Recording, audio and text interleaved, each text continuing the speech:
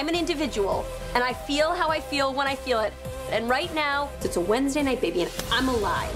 What are you wearing? Oh, a shirt.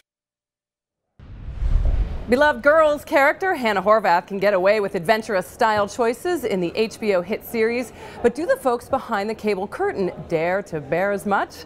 WSJ reporter Robin Kawakami went behind the scenes at HBO and joins me now with some lessons on workplace fashion. Hello, Robin. How you doing? Hi, good, thanks. So, can you really take risks at the office, or is it within reason? Well, I would say HBO is very much a corporate look place, but there were a couple of people who took some risks.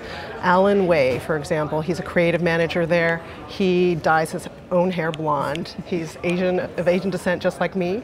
There he is. Blonde. Yeah, he did a nice job. And he's been cutting his hair since the 8th grade. But the thing that he does is that he balances it with hiring a stylist. So the stylist gives him an objective point of view, and he looks very polished. I think it's a look that really works for him. And when you're in a creative industry, there's probably a little bit more leeway. Yes, exactly. Now, we all know that everyone has said you always want to dress for the job you want, not the job you have. So tell me, does that come into play at HBO? That came into play strongly at this particular workplace. One of the most senior people I talked to was the vice president of sports production, and he said over and over again how important an impression makes.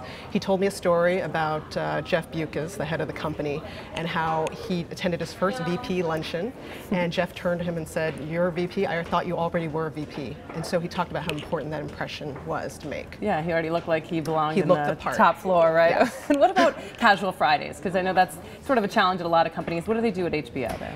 It really varies by department, but people can wear jeans. What I found was unusual here at HBO is that a lot of people, half of the people said that they don't own a pair of jeans. One woman in finance, Julie Shen, she actually consciously made the decision not to wear jeans anymore when she got promoted. She wanted to be perceived as a certain way and to look professional, and that's the way she does it. Well, because you never know who you're going to run into at the elevator at HBO, right? Exactly. Definitely the celebrity sightings are a major factor at HBO.